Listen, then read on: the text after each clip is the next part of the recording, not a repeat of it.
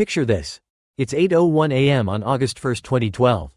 You're having your morning coffee, checking your emails. Suddenly, 97 identical warnings flood your inbox. Each one screaming, PowerPeg functionality has been incorrectly configured. Now, PowerPeg was a test program that hadn't been touched since 2003.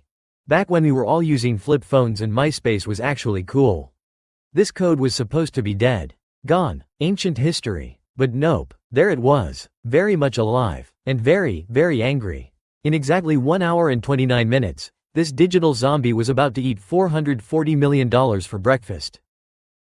Welcome to the Debug Files, where we dive into the most spectacular software failures in history.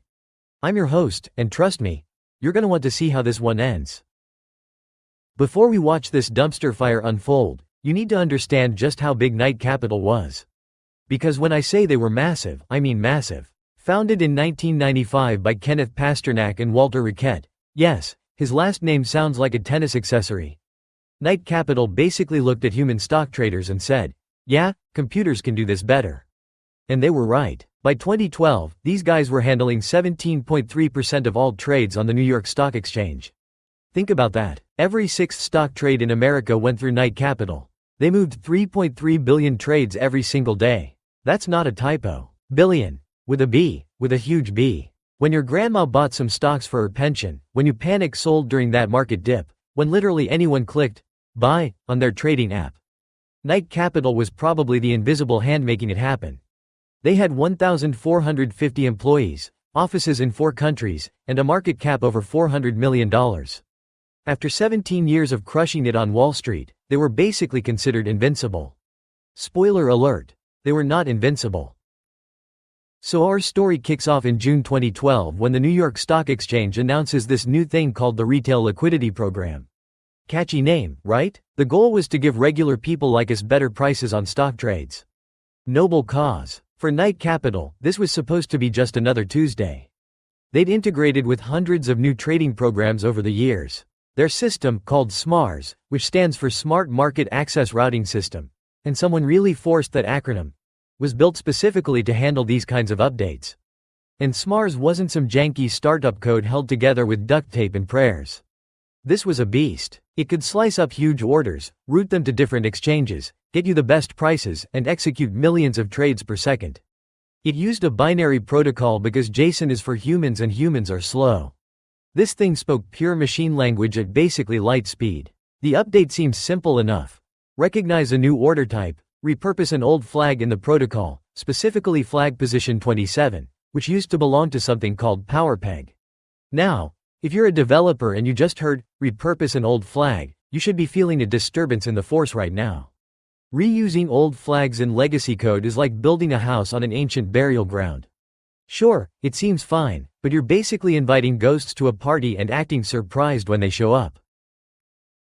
Okay, story time. Let me tell you about PowerPeg, because this thing is wild. Back in the early 2000s, we're talking low-rise jeans and Linkin Park era, PowerPeg was a testing tool. Its job was to simulate aggressive trading in Knight's test environments. When activated, it would buy stocks at the ask price and immediately sell at the bid price, losing money on purpose to stress test the system. It's like intentionally crashing cars to test airbags. Except the cars are filled with real money. And someone forgot to put up any signs saying, hey, this is just a test. PowerPeg was officially retired in 2003.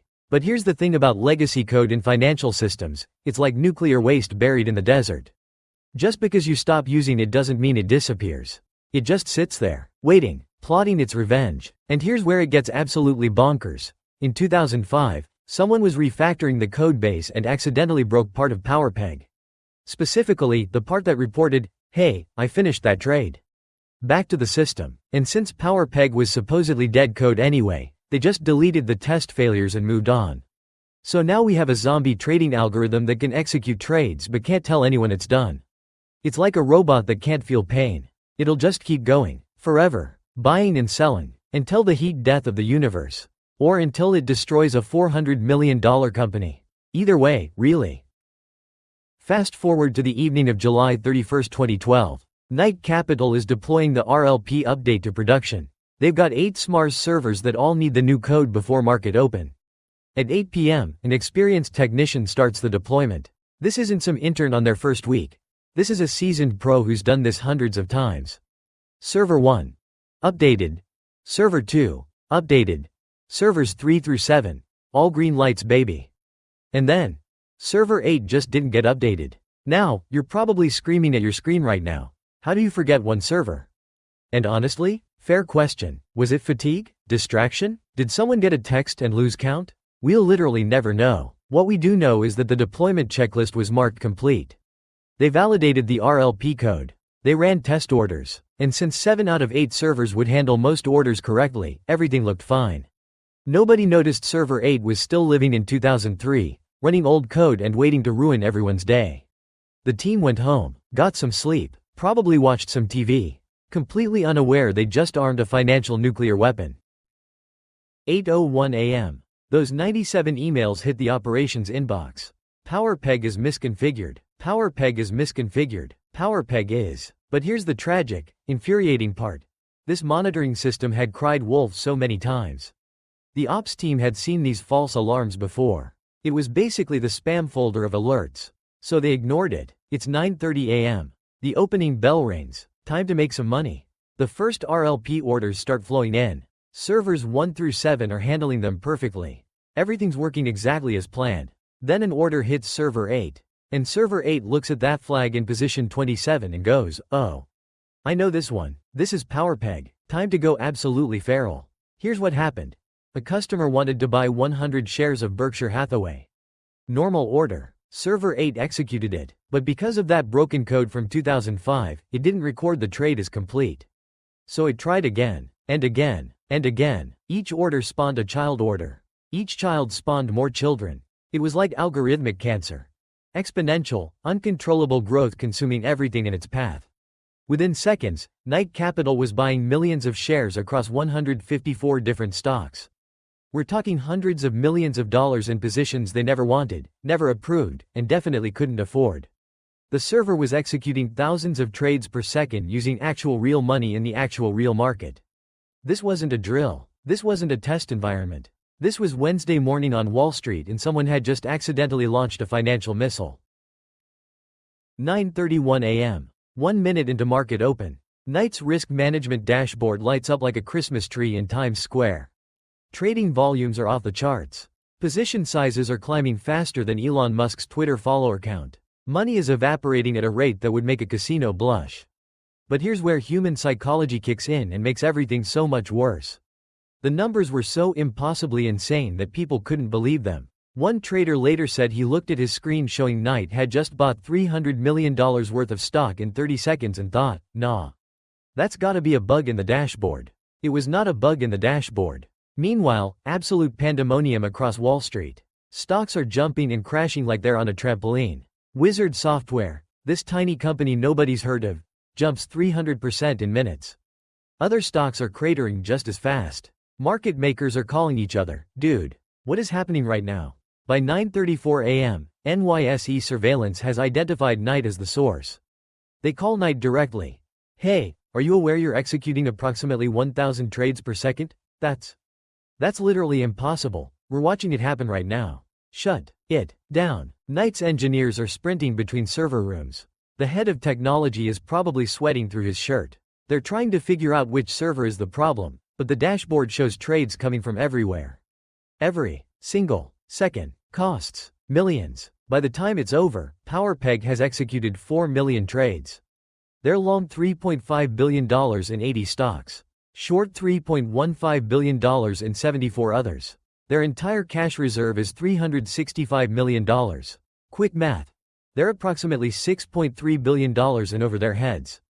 At 9:45 a.m., someone makes the call. Start shutting down servers one by one. But they don't know which one is the problem. Server 1. Trades continue. Server 2. Still going. 9:58 a.m. 28 minutes of pure financial horror. They finally kill Server 8. The trading stops. The silence is deafening. Nobody moves. Nobody speaks. Then someone probably whispers. How bad is it? Oh, it's bad. It's so bad. Knight Capital now owns $3.5 billion in stock they don't want and can't afford. Their entire cash reserve is $365 million. They're not just broke, they're negative broke. They're in debt to the concept of money itself. But wait, there's more. NYSE rules say they have to settle these trades by end of day. They have 6 hours to find billions of dollars or the SEC shuts them down permanently. CEO Thomas Joyce was on vacation. He's now probably breaking every speed limit getting back to the office. The CFO is calling every major bank, basically begging. The head of trading is having what I can only assume is a complete existential crisis. And here's the absolutely cruel part. Everyone on Wall Street knows Knight is desperate. It's like trying to sell water in the desert while your hair is actively on fire. Buyers can name whatever price they want. Goldman Sachs eventually swoops in like a vulture. We'll buy your position, at a massive discount. Final damage. $440 million lost. Let me put that in perspective. Knight Capital's entire market value before this incident was around $400 million. They lost more money in 45 minutes than their entire company was worth. Within 48 hours, their stock price crashes 75%. Clients are fleeing like rats from a sinking ship. Employees are frantically updating LinkedIn. One developer later said, by 2 p.m. that day, more people were working on resumes than debugging code. We all knew it was over. Oof. The SEC investigation reads like a masterclass in what not to do. Enterprise Software Edition. First, the deployment process was held together with hopes and dreams. No automated verification, no checksums, no version reporting, just a manual checklist that someone forgot to finish.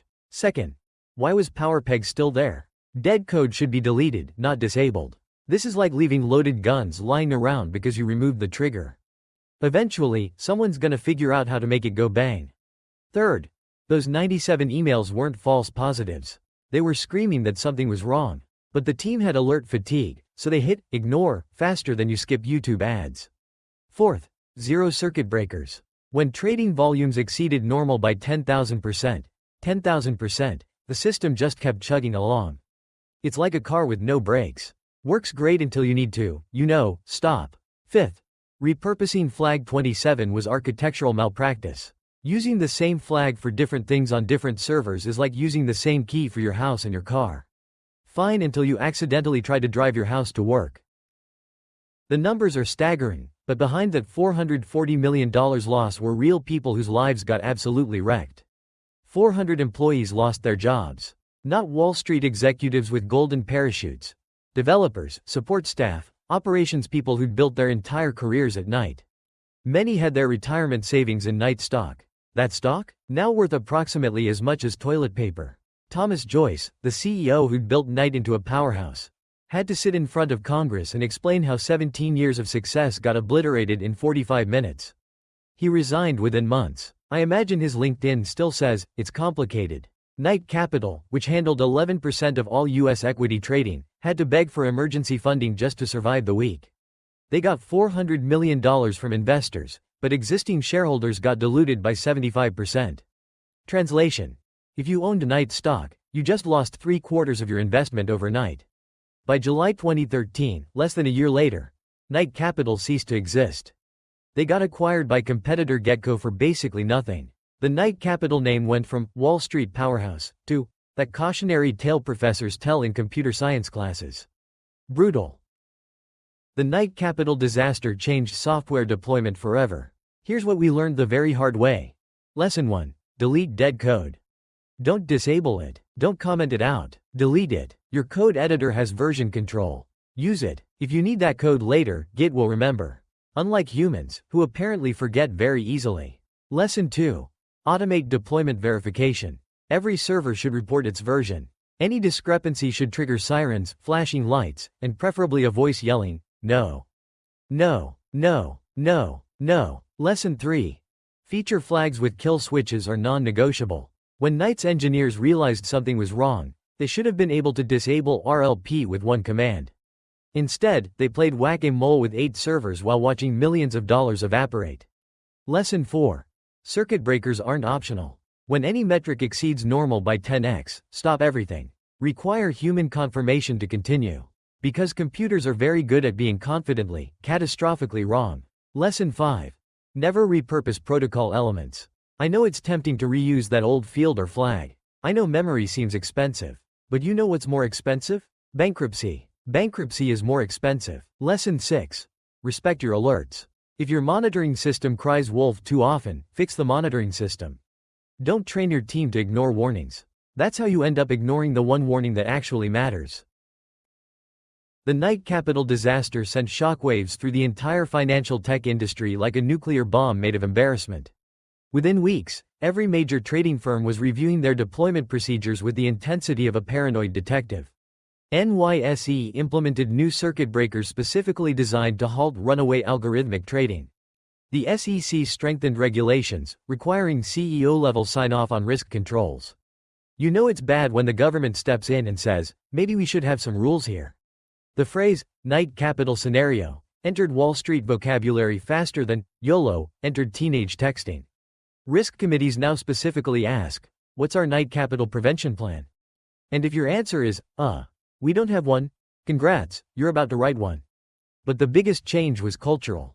The disaster proved that in the age of algorithmic trading, a single bug could delete a billion-dollar company faster than you can say, roll back. The old joke that, it's not rocket science, no longer applied. At least rockets take minutes to crash. Knight Capital crashed in milliseconds. On August 1, 2012, Knight Capital learned the most expensive lesson in software engineering history. In production, there are no small mistakes. Only undiscovered disasters waiting for their moment. A single server missed during deployment. A piece of zombie code from 2003.